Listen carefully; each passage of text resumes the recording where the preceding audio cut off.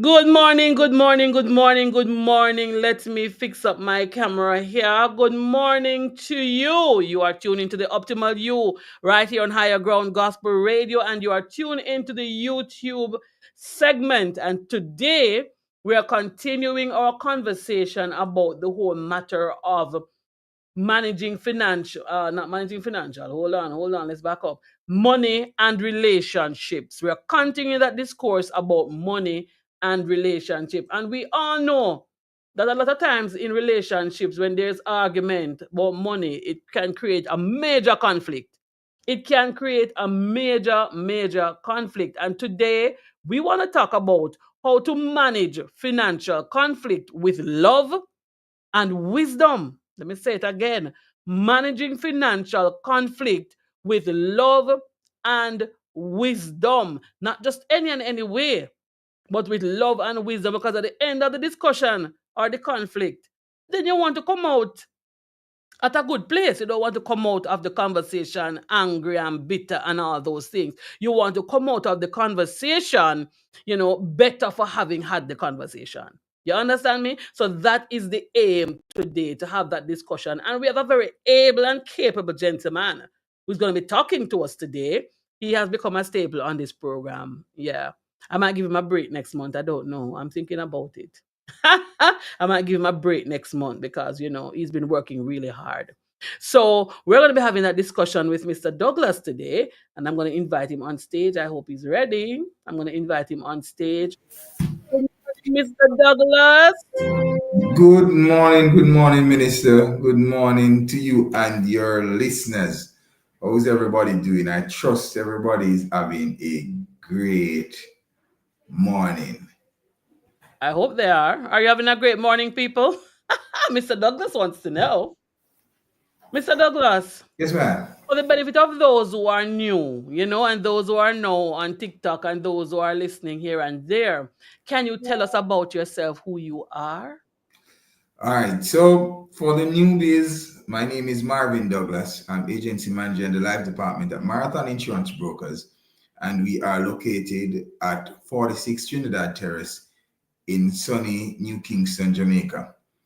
I also love telling persons that I am a ministry partner. I'm a member of the Liberty for Living Ministries International. We are located at 32 Red Hills Road, that's at the Trade Center. And our ministry is led by senior pastors Rowan and Marshall Wade. And for those who don't know, I am married to the most awesome lady there is, one Khalifa Douglas, who would have gifted me with two awesome children.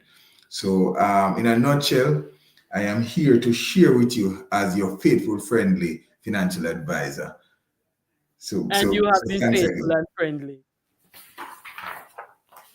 All right, so we are going to jump right in the thick of things because we don't want our time to be consumed like sometimes we get carried away. No carrying away today. We're going to focus. So All the right. scripture that we're dealing with today is Proverbs 15, verse 1. A gentle answer turns away wrath, but a harsh word stirs up anger. To note carefully how we've been really been in Proverbs. Proverbs seem to be the book to tell us how to do this finance thing. Proverbs Yes. seem to be the book. But let me ask Mr. Douglas, we're jumping right into it. What is the most common money related conflict in relationships, and how can they be resolved? What is the most common? As an advisor, I'm sure you've had some people come into you. What? Tell us, and how can it be resolved? All right. Good morning again, everyone. Well, I will tell you that one of the most common money related conflicts that in relationships is really the difference that I have recognized, or difference in spending habits. That's the most common, the difference in spending habits. You will have a situation where one partner may be a saver, right, while the other partner is a spender. What you find when you have situations like these, you realize that some kind of tension is created when the financial goals aren't aligned, and in terms of how they manage money. So a little bit of tension and a little bit of stress can be created. And a lot of it comes from how we were cultured, how we were brought up. Yes. So that's the most common thing that you'll ever find, the difference in the spending habits. Do you have any other apart from difference in spending habits? Yeah, man, it's all of it will come back down to just a misalignment in terms of goals. All of it will come back down to one being able to prioritize one thing as opposed to the other when it comes down to spending. So it's really just an alignment of financial goals and just habits. So, That's Mr. good. Douglas, So all of the things that we will discuss, you'll recognize they will always come back down to just being different. but Mr. Douglas, how can couples navigate differences in spending habits and in spending and saving habits? How can they navigate the differences? All right. Differences in terms of spending habits you'll recognize that this often comes from, as I said earlier, how you were cultured or you were brought up.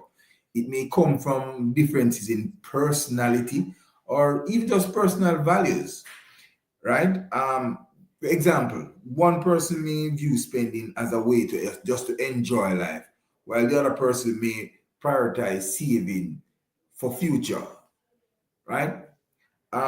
So in terms of navigating these differences, we must discuss values. We must have that discussion. There must be an open conversation about each other's personal or each other personal views or as it relates to money. Does one partner prioritize security while the other partner prioritize or values experiences? They want to go here, they want to go there. Understanding the differences, understanding how you and I are different, it will oftentimes lead to us having compromises, right? Uh, and in terms of a compromise, one we'll just have to find a middle ground between saving and spending, because we don't necessarily want to go to extreme. And let me tell you, you have some people who will try to save every single thing. They, it's almost, I said to some people, some of us are so we are so heavenly minded, we are no earthly good. All that we think about is when we get to heaven and we do not try to enjoy the earth that God would have given us to dominate and to take authority over. So Hold on, you Mr. must find Douglas. a middle ground.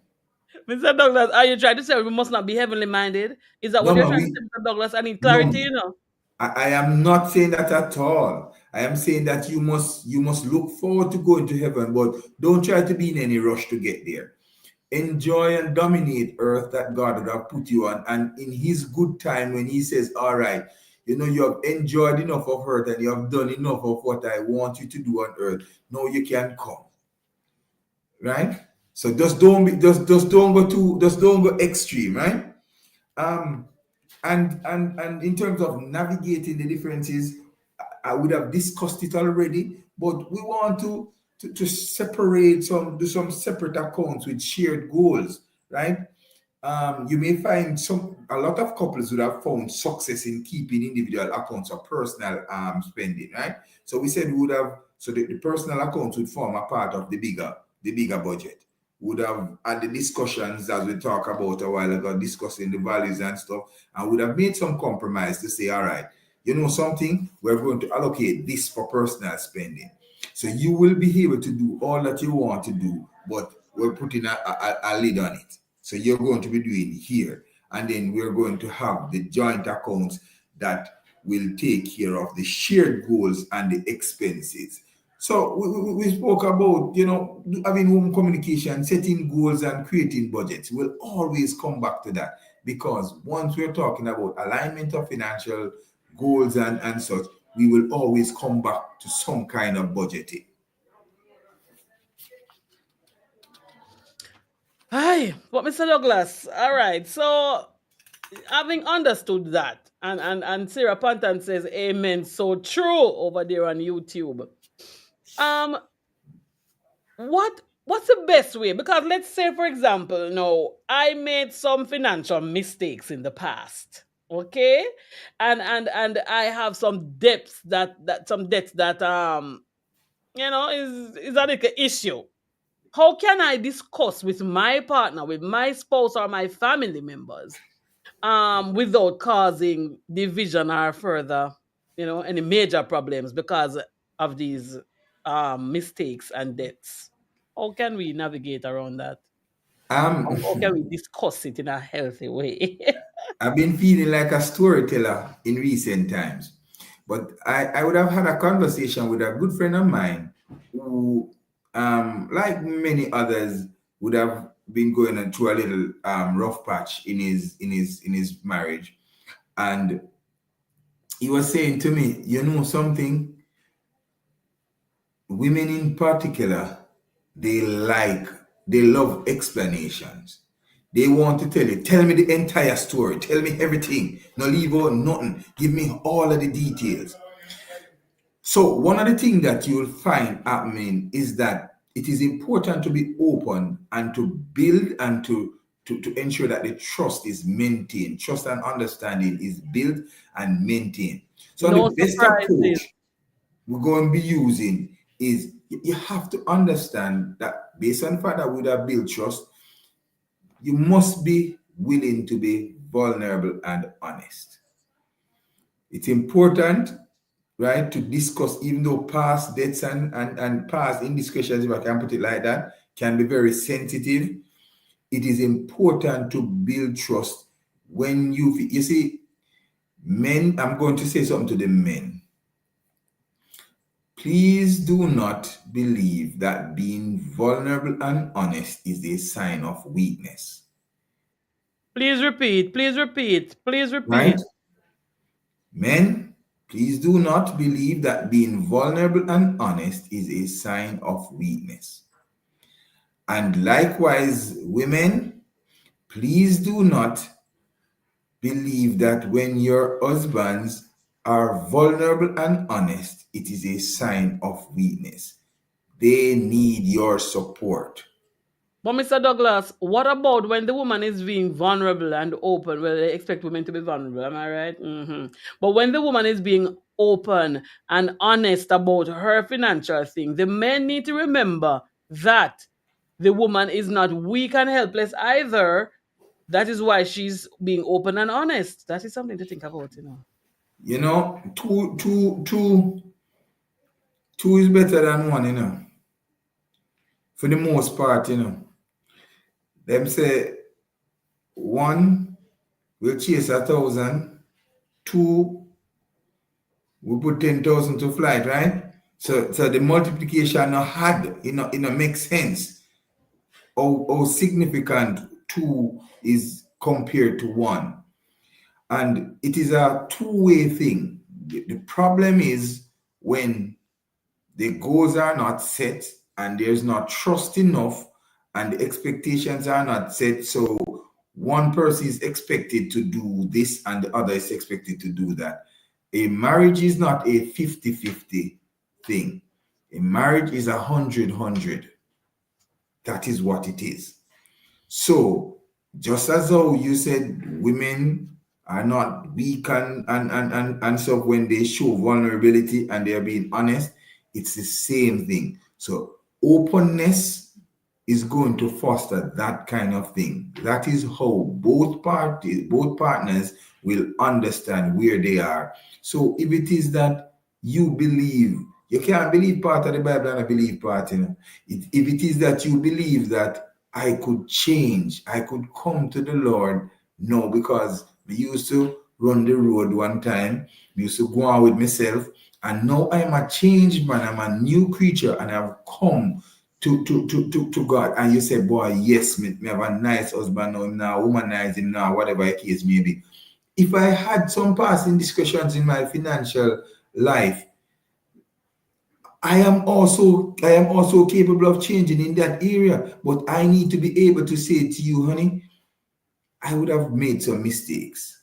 This is what I mean, not blame it on nobody else. I made those mistakes. Now we're together and I'm seeing what is happening. I want us to work together to make it right. So you may have ways to help me to fix it, because I have some ideas of my own too.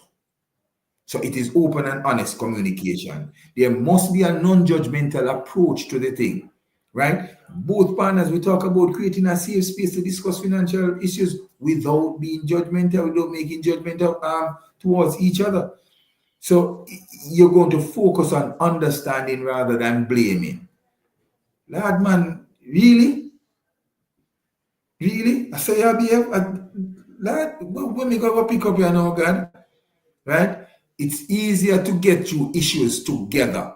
And one of the things that we're going to also do, one of the approaches to focus on solutions. So instead of you dwelling on the mistakes and the debt itself, focus on a plan on moving forward. So we have acknowledged that this was the case. That was what it that's what it was. So we're going to focus on this on the solutions, and then we're going to together create some kind of a strategy in terms of managing the debt and improving our financial habits. I.e., we're going to call in a specialist. We're going to get a financial advisor involved because we can't do it on our own, right? Good. So that is where your financial advisor comes into play. That is wisdom. Repeat that, Mr. Douglas. I'm saying that is where a little wisdom comes into play to call in a trained expert to help you navigate things like that. So, one of the solutions in creating one of the ways you create a strategy is by calling in a financial advisor or going to see a financial advisor who is going to help you create a roadmap to navigate, to get out of the debt and to plan a roadmap in going forward. And though it might sound like a pitch Mr. Douglas is making, it's a good pitch because it's real. It is true. Because sometimes you need even a mediator. Because sometimes it is so bad, the conflict that is going on because of the finance. You need somebody in the middle. You need a man in the middle to come and quell things and kind of hush things down a bit and cause persons to think clearly. Because sometimes in the height of the moment, persons are not thinking clearly. But Mr. Douglas, from a Christian's perspective, no. Christians are going to say no. Christians don't have conflict in their marriage. Christians go and pray about things. They don't have conflict. They don't disagree. And if there's disagreement in your marriage, something is wrong. Somebody's not living right. But I want to say that conflicts do take place, especially with the money things. There is problem in the money world. So, how do Christians handle conflicts? Hmm? How do Christians handle conflicts in a Christ-centered way? Can we talk about that a minute, Mr. Yes, man, definitely. So anybody who believes that conflicts don't happen, especially with money in Christian relationships, they need to wake up and smell the coffee because they're still asleep. They're dreaming. No, I tell you, a Christ-centered approach emphasizes a couple things: love, patience, and understanding. And this doesn't exclude financial matters. So that's the basis that we're going on, right? The Bible will offer guidance on how to handle money, including principles of stewardship and commitment and contentment as well. The Bible already have these things pointed out. So we said in patience and in love and in understanding, we're going to delve into some of the principles, right? Of stewardship. So the Christ-centered approach, service to one another, right? Jesus taught the importance of serving each other in love. We can dive into Mark 10, verse 45. So when you're navigating financial disagreements, what you want to do, you want to focus on how to serve each other's needs, whether it's through saving for the future, securing, or spending on things that brings joy. So you're focusing on serving each other. True? We have to make sure we Good. understand serving each other. We're focused on serving each other, right? Yes. Because that's what it is, you know. You see, if you try to serve your husband and your husband try to serve you, Let me take out the word try. If you serve your husband and your husband serve you, it is just an awesome thing, right? No, we're going to use biblical principles, right? Wait, Mr. Douglas, so as a Christian, I mustn't say it's my money and his money. No, man, we did talk about that the other week. You need to watch back the video. We say your money and his money, that is not of God. It's our money. You remember the one flesh thing, and one money too. So me use my money do my business and him use his money pay the bills. That don't work No, either. no. Him no have no money, and uno have money. And you don't have no money, and uno have money. So even the separated accounts that we spoke about, and you are together, you would have decided on how we're going to separate the money there. So it is not his money or your money. For who no money? Yes?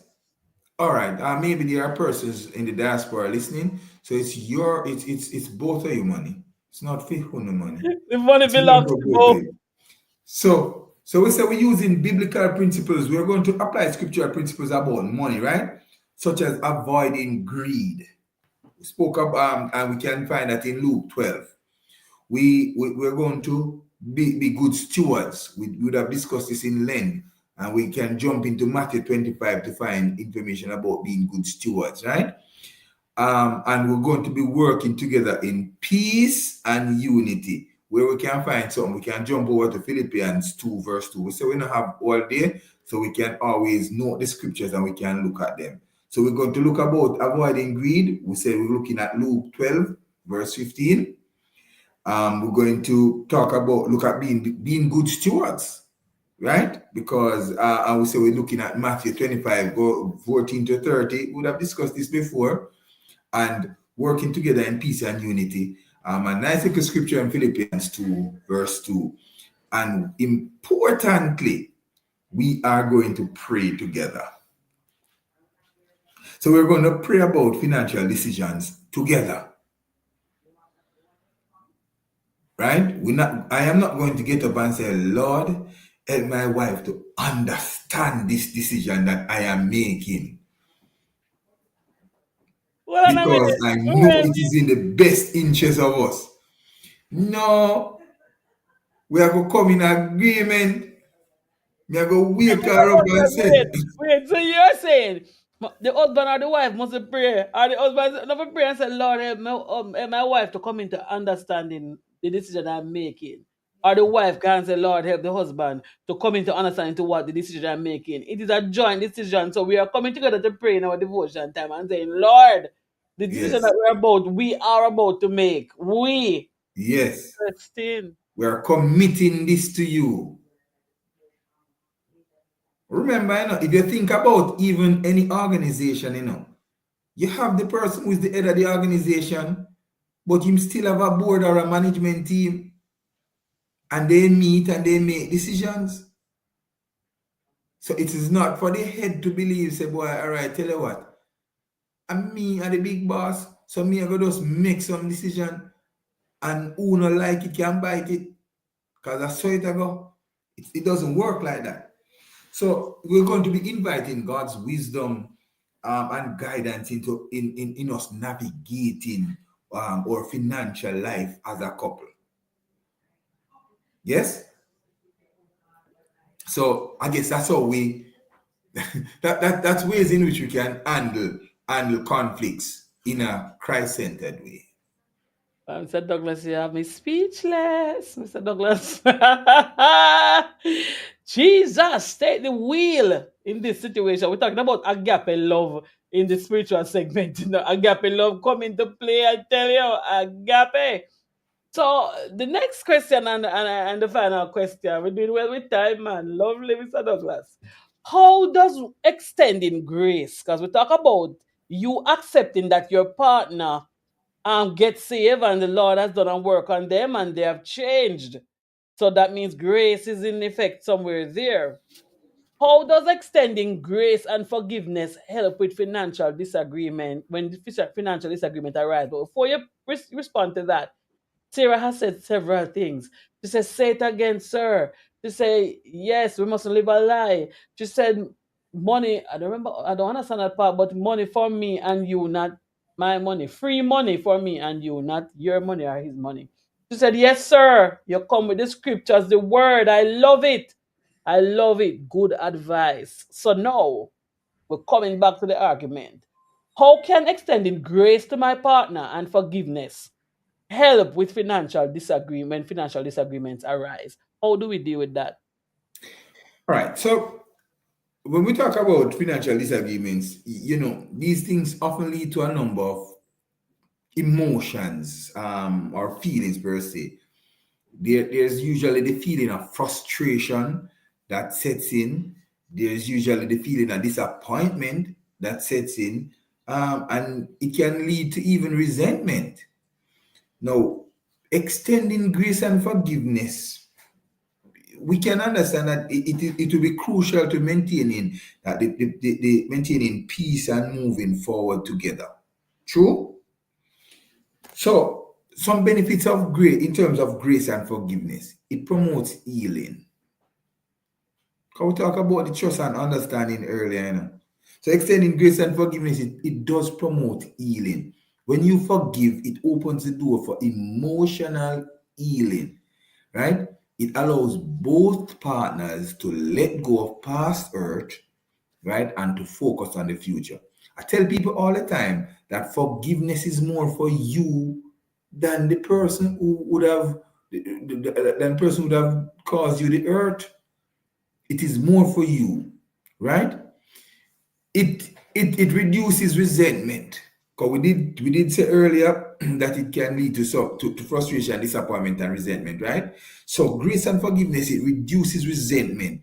Grace prevents resentment from building up, right? Because in this case, both partners they would recognize that we're not really perfect. No, we're not perfect. We both make mistakes. And because we're not perfect and both of us make mistakes, it is important for us to extend grace to each other and to forgive each other. Good. Um, it strengthens the relationship. Sometimes some things that my ear say, oh, at least me know say what him then me know say is human too. You can make mistake. Because all along me the think say you're not human, Me the think you're just out of this world. But now that me see say you're fallible like the rest away, right? I see that you can make some mistake, but don't worry yourself. Grace abounds, and like how Jesus can extend some grace, we extend some to you too. So forgiveness, grace and forgiveness strengthens the relationship. By extending grace and forgiveness, what it does, it really builds trust and strengthens, just the bond, the relationship. It helps partners go through different kind of challenges with a deeper sense of togetherness and unity, right? So just maintaining a spirit of grace will help couples, help partners to move from, hear this, from conflict to collaboration. Yes? It will help them to know that they are on the same team and working towards a shared vision. So we're not at odds. We're not enemies. Yes, some things may have happened, but I know your heart. Well, we say if you hear say boy, if I hear say say minister just cuss off somebody down the road, I say no man, something not right man, something not right man. Me I go get in prayer now because something came upon her that we have to break. No, but that is not her. So I am understanding her heart. I mean now go judge her for the indiscretion by she cussing off somebody. Right? I must wind up him, man. So guess what one? We are gonna cast it out. Right? We are extend some grace. Right? So we're on the same team and working together for a shared vision. It helps us to build a healthier financial bond per se, a financial, we're both partners, we're a dynamo, no, eh? We're both partners, we now feel heard, we now feel valued, and importantly, we feel supported because we remember we are one flesh, we are one team, and together each achieve more. We're a team. So Douglas, I'm just booking my time with you because you have to come to my church to do this for the couples, because I think, and I'm not saying the couples at church have problems with their money, I'm not saying that. But I'm saying, I think, yes, everybody needs to hear, but I think more so couples, because a lot of times conflict in relationships is what causes a downfall in the relationship. It causes persons to become my money is my money and your money is your money because of conflict. Yes. Sometimes to the whole matter of forgiveness and giving grace. So yes, I was a spendthrift in times past, but I'm not a spendthrift anymore. I've been delivered. Life has taught me that I can't be a spendthrift. And now I want to collaborate with you instead of conflicting with you. So I think this is something that really and truly, it would be good for the wider church. But I'm telling you, so if anybody want to link Mr. Douglas to come to your church, now let me say this. Mr. Douglas didn't ask me, but I'm saying it. In Christendom, we like to do things for free. We like freebie. And even if you say I'm not charging you, I'm saying make a purse for him. If you want him to come to your church, decide on a purse. You don't have to tell him that we're going to give you this. But I want like a purse set aside so that you can put back in gas and take out Khalifa for a cup of coffee. You understand what I'm saying? So don't I would say it would be good for him to come to your church and you have no. I'm not in agreement with that. So I'm suggesting, really, if you're listening, whether you're on TikTok or you are on the oops, you're on the YouTube live or you are there on in Radio Land listening, my suggestion is get him to come because these are things that need to be spoken about. And that's what the optimal use is about. We want to talk about these things because we are going to optimize. We're going to be better able to give tithes and offering and give a seed and do all the things that we sometimes put our hands at our faces and we hesitate to do. We want healthier marriages. This is a part of what makes our marriages healthier when we money have work proper. You understand what I'm saying? For the benefit of those who didn't understand what I mean when things are flowing as they should. Right? Yes. So, Mr. Douglas, thank you as usual for talking with us and pouring into us. Boy, oh boy, let me tell you, it has been great. It has been great being here, and I do enjoy it. I wish you and your listeners, you and your viewers, all the best for the rest of the day, for the rest of the week. I declare favor and the peace of God on you and all your listeners. Thanks for having me. And I want to tell you something, Mr. Douglas. We are happy to have you too. And I'm doing much better with my finances since this program. I'm telling you the truth. I'm doing better. I'm not perfect with it yet, but I'm doing better. I'm more aware of my spendings. I'm more aware of, how I go. It's like something has woken up in my head. And I thank you greatly for that. You're So if welcome. nobody else will tell you thank you for the program, I'm telling you that I'm benefiting greatly. God bless you, sir. Awesome. Have a blessed one. People, I'm telling you the truth, I'm telling you the truth. I'm telling you the truth. I'm telling you the truth. Boy, I'm better for having Mr. Douglas on the program. I'm not gonna lie. Because I've learned so much about finances. I used to talk about budgeting and you're writing related to one and two little things and stuff. But I mean, taking it so serious. Even some of you who have not yet seen the clips need to go back and look at the clips about insurance and because some of the things I didn't even know. I mean, I'm in the land of the living and I'm walking up and down and I'm spending money, but I didn't know even how insurance paid out. I'm like, I thought you get back all of your money. No, you don't. I thought about, I'd never really given a lengthy thought to afterlife. When I say afterlife, when me dead and gone. Your family. It's being selfish when you don't think about the afterlife. When you've gone, what is going to happen? What have you left for your family? How much debt have you left? How much problems will you be leaving behind?